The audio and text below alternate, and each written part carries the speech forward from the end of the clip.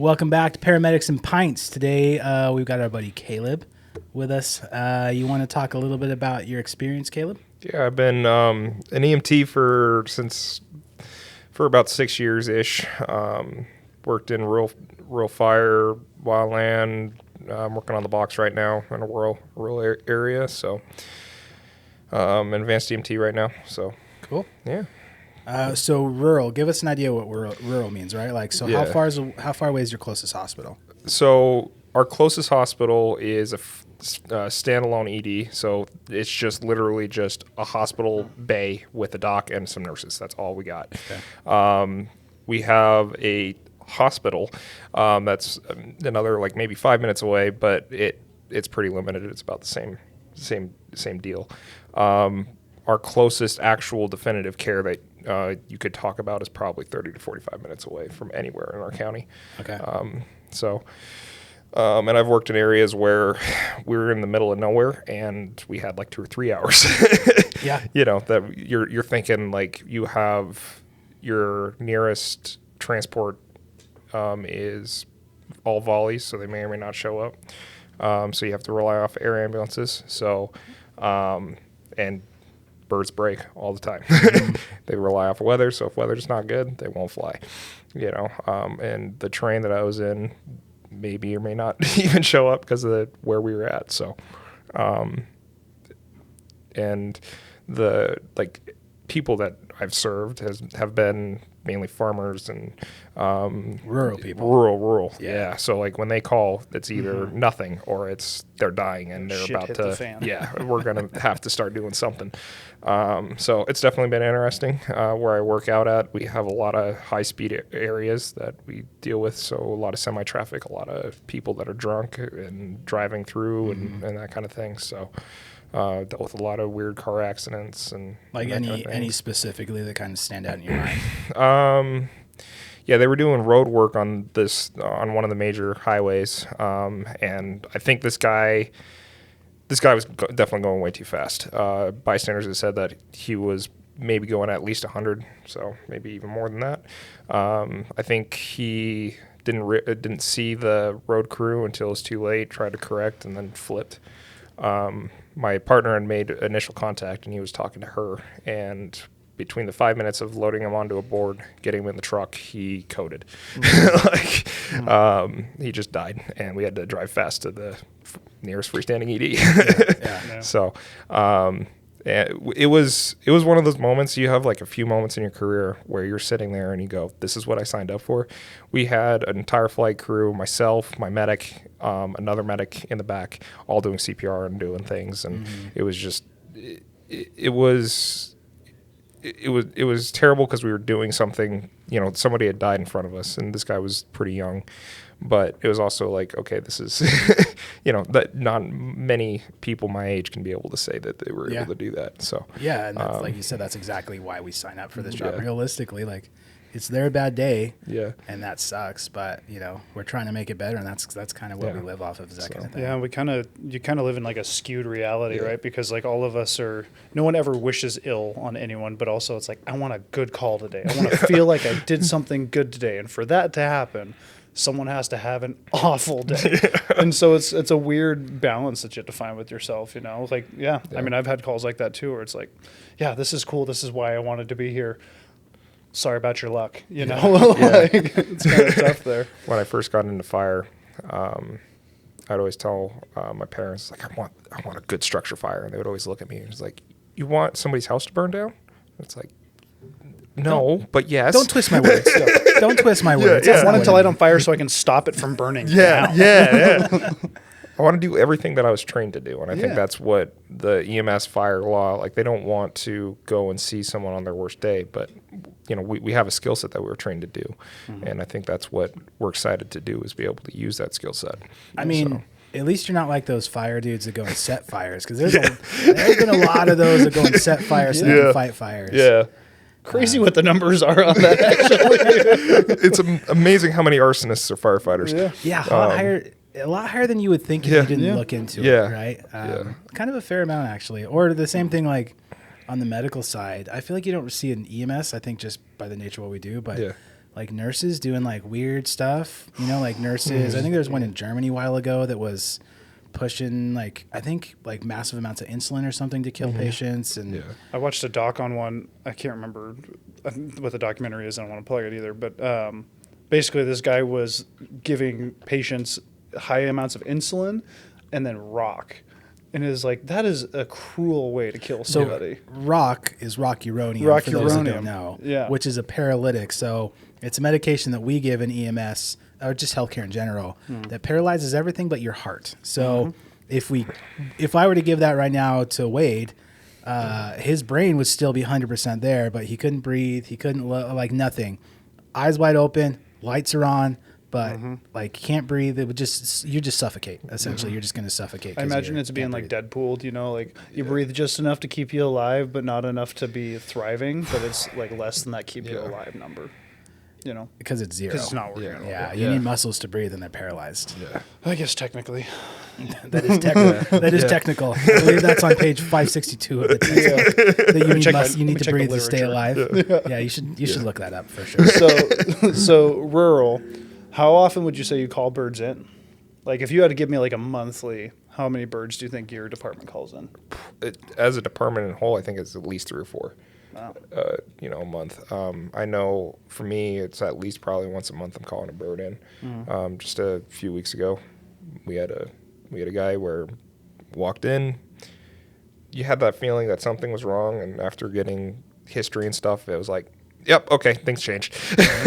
And calling birds, and so it's pretty common, especially like this winter was weird. Like we were going on so many STEMIs and so many different critical calls, and because where we're at, the weather is never really cooperative. So I'd be calling up the flight and be like, hey, so I need a bird. And they're like, yeah, we can't fly. Cool. Thank you. So it's fairly common to be calling out birds or doing the hour-ish trek to get them to definitive care. 3 to 4 a month, you know what your guys' call volume is? Because it's probably not super high. That's probably a higher percentage than I would imagine a lot of places do. I don't know our exact call volume. I do know it's getting busier. So where we're at is it is rural, but it's starting to grow. Like there's a lot of new subdivisions that are getting planned. There's a lot of different areas where developers want to place things, but just due to the infrastructure that they have, they can't do it. So our call volume is definitely increasing, and just EMS globally, everywhere, it's increasing, but also staffing issues have been a problem too, right? Like you can look anywhere in the country and even in the world, and so we've been struggling with that too. So, like last shift that I worked, my partner and I ran 8 calls just by ourselves, and most of those was back to back. Like we got 3 hours of sleep, and because we're also a rural agency, we don't have the resources that other bigger agencies have, like a maintenance department and an education department and those kind of things. So not only is my job an EMT, but I'm also helping out with education and maintenance and making sure if something breaks, trying to help fix it, or working through problems, which has been fun.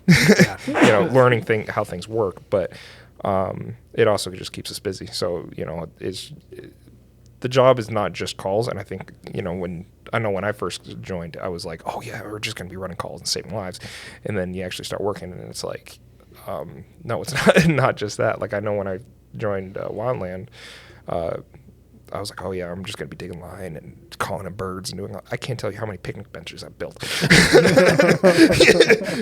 it's things that you don't think about like that. But were you on a hand crew, or what did you do? Yeah, so I was on a Type 2IA hand crew. It was based out of a rural station, kind of out in the middle of nowhere. And it was amazing. It was fun. Like, did you guys just stay local, or did you get to go to any departments? So I work for the Forest Service, and how the Forest Service works is each area is divided into regions. So, like, for instance, California is its own region. The Great Basin area, Idaho, Utah, Nevada is all its own region. So we stayed relatively within our own region, which was cool. I got to see a lot of interesting places and got to do a lot of interesting things. Like I've flown on birds. I've called in drops. Like I've had like the big planes drop stuff on top of me. Like it was fun. That's cool. And that was one because I was also the EMT on my crew. So, which for healthy, 18-year-olds that are fighting fire, you don't really have to worry about things until something does happen. I can't tell you how many people passed out, including myself, of heat stroke and, getting injured because some tree happened or someone was being stupid or, and then you're having to sit there and go, okay, so we are literally in a mountain on the middle of nowhere. We had to hike 3 hours just to get here. So it was always interesting, and the guys would always ask me why I'm so tired, and I was like, dude, I'm trying to plan how to get you out if you die. So yeah, definitely an extra responsibility the rest of your crew doesn't really have to think about. Yeah, and it's crazy too, like that's just mental fatigue, it's not all the physical fatigue for sure, but like that's an extra layer that I don't think people consider very often. And I think it's in where we are, it's a little bit more metro, but like I feel like there's kind of a stigma when it comes to like rural EMS, but it's one of those like you don't understand what these guys actually have to do. Like being 3 hours away from a close definitive care where you have a critical patient, weather's bad, there's no getting them there fast. You got to manage them still. Yeah. Like it changes the game so much more. And that was when I was choosing which agency I went to. That was a deciding factor for me. It's like I don't want to be too far. Like I most want to be like 2 hours away, and that's something went sideways if I'm that far away. Yeah. And so it's a respect thing. I think that a lot of rural EMS doesn't get the respect they're actually due because it's a harder job and with way less resources generally too, which is crazy, right? Like you were saying earlier, way less resources because there's not the tax base or whatever to pay for it. Yeah, and you got to be a well-rounded provider because you got to wear so many hats. Yeah, like I have to be, like I'm an advanced EMT, but I have to have at least a general idea of the medic scope. I have to be a firefighter. Sometimes I have to have a general idea of what the cop's job is. I can't tell you how many calls it was just me and my partner, and that was it. That's all we had. And we had somebody that was literally dying in front of us, and we had to try to figure out a way to manage his airway, possibly have to do CPR while get him to the hospital. That was 30 minutes away. It's been crazy. It's been fun. It's definitely interesting. Are you guys an ALS agency? Yeah. So is it a paramedic on every ambulance? We try. I mean, staffing issues kind of come up, but most of the time it's a medic EMT or a medic. So, which is nice. And everybody I work with, I can't talk more highly about an agency than the people I work with. They're so fun. They're amazing. They're well-rounded. They want to learn. They want to teach. So I have all the respect and all the the best to say about the place I work. And I'm lucky because our close resources, our law enforcement, our fire, they're all amazing too. Like I can't we work so well together. Like I hear stories about people talking about cops and I'm sitting there like, we don't have that problem. Like I show up on scene, I'm like, hey buddy, we're so blessed to have the resources that we have. A small town kind of a feel. Yeah, I think that's a perspective that that I know that there's agencies here like that you didn't get along with that I didn't get along with either, and it's like if I had just taken this step back and be like, at least you're here. That's a step in the right direction for sure. Yeah, if there's somebody barricaded with a gun, I know that you're gonna be here. Yeah. You're up, right? And I don't remember who I was talking to. Somebody was saying that they were talking to one of the local sheriffs that we would run with here, and apparently it was just a common thing if they would pay attention to the EMS dispatch, and if there was something that they got a little like spider sense on, they would just hang out a block away. They wouldn't tell us. They wouldn't tell anybody. If they were just patrolling, they just drive close, and that's how. And when they said that, I was like, they would get there really fast pretty often if we called them. They were pretty quick. And apparently that was a thing locally, that they would just sit close, which you just can't, by the nature of where you're at, you can't have that. That's just not possible. I think you just shattered a pane of understanding for me because now I'm thinking about it, they were there very fast. Like, how did you know? Consistently, very quickly. Yeah, less than 5. So you being rural, probably a lot of farm equipment and all that? You had any like crazy, because that can be some gnarly calls. Any like crazy farm equipment calls or anything? I haven't really had any like crazy farm equipment necessarily. Most of the people in my district are retired. But they're like old farmers, so they have the farmer mentality of like, I'm fine. It's like, homie, you're having a heart attack right now. You are dying, or you have a broken femur. I can't like tape it up. We also have a rodeo out there too, and this dude had gotten bucked off his horse. Classic. Yeah, didn't go to the hospital. 3 days later, he's bucking hay, and he's like, I can't breathe, so he drives himself. Come find out he had bilateral pneumos with dried blood that was like had taken up most of his chest cavity, and it's like, what? And he's like, yeah, I just was a little short of breath, and I just thought there was a problem because it took me like 3 hours to buck hay when it really should have taken me 1. And I'm like, what? Just 2 collapsed lungs. No big deal. No big deal. Rub some dirt on it. It'll be fine.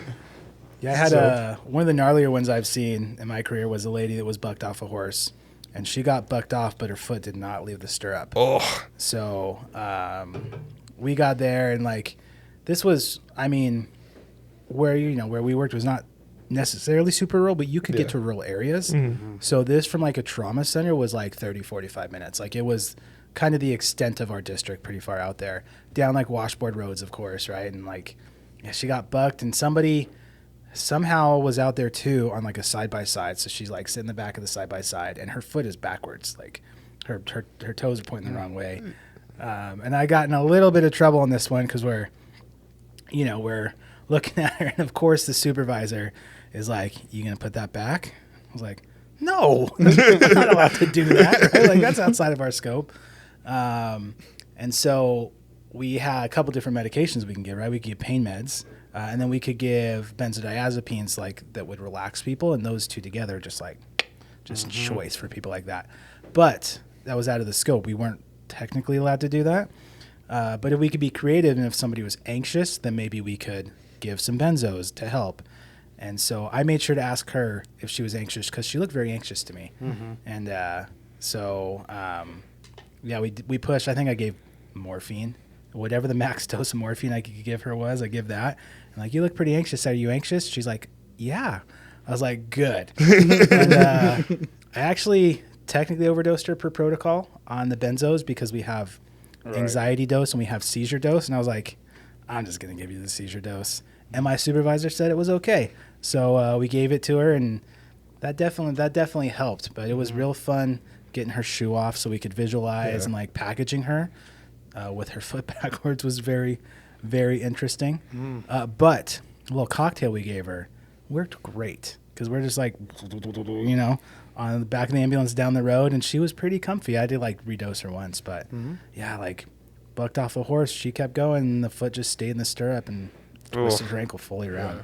I mean, that's just creative medicine, right? Which that's like your whole bread and butter. You guys got to MacGyver stuff, I imagine, all the time. I can't tell you how many cowboy stuff I've had to do. One of my mentor that I started out in one agency, and I followed him over to the agency I work at now. And he always would say, is like, medicine is black and white. It is not black and white, it's gray. So we have to be creative with how we do things within protocol. You know, you don't want to break rules, but you sometimes have to kind of think outside the box. So, which has been fun.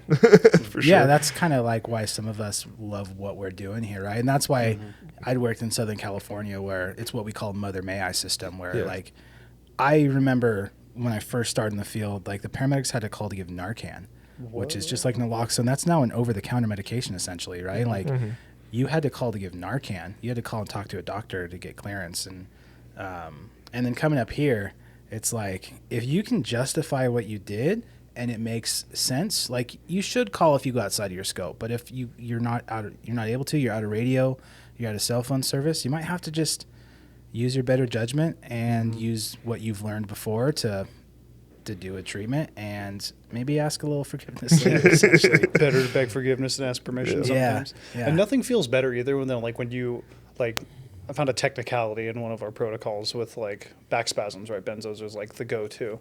And I had a gal who was cramping up. Like, I've seen people cramp up before, but like she, like I'm gonna say like middle-aged gal outside all day, no liquids, and she would literally like the second that she would straighten her arms to break the bicep cramp, her triceps would cramp, and then her legs were doing that at the same time, and she was just screaming in pain. So I found the workaround of like, oh well, it says something about spasms in like the deep protocol. If you look at the med, not the actual protocol itself, and I never got talking to, but it worked so well that it was like, am I the smartest man alive right now? I had to ask myself, and then it's like, obviously not. But yeah, it's a good feeling when you MacGyver something that works better than what your plan A per protocol would have been. Did you like drop off at the hospital and go into like nurses that weren't even the nurse that you're dropping off to, like, hey, just so you know, patient 5, bed 5 over there.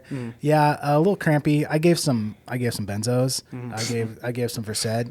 Doing great now. Every CNA I saw heard it. Yeah. I was like, but don't tell the nurse. Don't tell the doctor. Yeah, I've had to MacGyver a lot of extrications, because for whatever reason, people that live in rural areas, they'd like to live in double wides, and then they like to stuff it full of stuff. Hell yeah. I don't know why. That's not just rural areas. Yeah. That's here too. Don't worry. Yeah, but there's been times where it's just me and the biggest firefighter, and I'm like, we're carrying this person out. Are you good? Yeah, okay, cool. And we've had to carry like a 300-pound person out of a building. Or we had this one dude that just, he was combative and just wasn't complying with us at all. And we had to try to drag him out of this small little house. And we're sitting there, and he couldn't fit through the door because he was so big.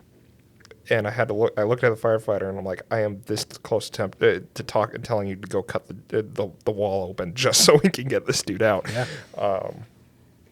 So it's medicine isn't just the medicine part of like meds and everything else, but also how are you going to get this patient from where you're at to your truck so you can get them to wherever you need to go. Create the superpower of forethought. And I feel like, as far as EMTs go, that's our job. Like we're in charge of the logistical part. So the medics have the brain space to be able to be like, okay, I want to give you Versed. Oh, sorry. I want to give you Versed. I want to maybe tube you. I want to do cardiovert or whatever the case is for that patient. And they can just look over and it's everything. He's already packaged. He's like, all right, we're going to do this, this, this, and this. It's like, cool, awesome. So. Yeah, that was one thing I feel like the local fire departments here were so good at of like, you could tell that they took that responsibility and they took it seriously. That, because we, Wade and I as the medics would be up here thinking all the medical stuff, and we were thinking about, of course, I was always thinking about that stuff too, but it was definitely a thing of I'd be like, here's what I need, go do it, and they would put the plan into action, and they were just so good at it, and that's not something you learn in school, right? Like we don't have the time or the ability to teach that very well. Right. Well, and each house is different, or each person is different, each hallway is different. So it just comes with experience and building those slides in your head of like, okay, I saw this work before, so I know this can work again. And then the better you know your partner too, that helps. Like there's one EMT I used to work with, he's here right now, but he was the best at like, I would be saying something and like talking to the patient, and I'd be like, hey man, and he's already got like the leads out, he's got the stuff, and he's like, yeah, here it is. And like, I'm assuming because you guys are a little bit of a smaller agency too, you guys get to know each other's medicine pretty well. Yeah. Which that's an advantage. Oh yeah, for sure. Like some of my partners, we don't have to say anything to. It's just immediately, and there's some times where you're listening to the patient or listening to your medic or, whatever. And it's like, yeah, so I'm thinking about doing a 12 lead and already the 12 lead's out, so you already kind of know where you're going. And if you're on the fence of like, okay, is this going to be my call or not? You can kind of look at them and it's like, and they're like, that's cool. And we all train together and we know each other so well that it like Wade was saying, it is an advantage. Yeah. Right on. Well, we didn't do it earlier. Before we wrap up here real quick, Wade, what are you drinking today? Bringing back a classic Mother Earth Cali Cream and Vanilla Cream Ale. We do the Mother Earth a lot around here, which is cool because it's local for us. Yeah, local. Yeah. They're pretty good. It's one of those I can only have a couple of though. It's just kind of sweet, or it's sweet. Yeah, they're kind of sweet. I mean, not over the top, but like if you were to drink more than one of these in a go around, I don't know. Maybe I'm just sensitive to the sugars, but like the sugars. Is it like because it's got a little vanilla? It looks like on it. Is it like a kind of vanilla flavor? Vanilla cream ale. Yeah. Okay. Cool. Yeah, pretty solid. How's your Dad's? The classic Dad's root beer. At least classic to me. I don't know. It's kind of like in the grocery store. It's like in the more craft root beer. But my neighbor across the street always had these. So for me, it's like kind of a nostalgic thing. I love Dad's root beer. Is great. I love Dad's root beer. And Caleb, you're just doing like a Coke Zero, right? Just Coke Zero. I'm working on my summer body. So there you go. Hot girl summer. Hot girl summer, Sabrina. Yeah.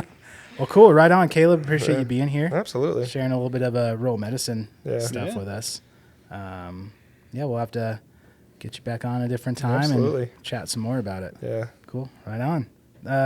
So if you're watching, like, subscribe, all that stuff. We're on, I think, Apple Podcast, Spotify, all that now. I've been saying it for a while. I think we're finally there. Go follow us there. Check it out. And we'll see you next time.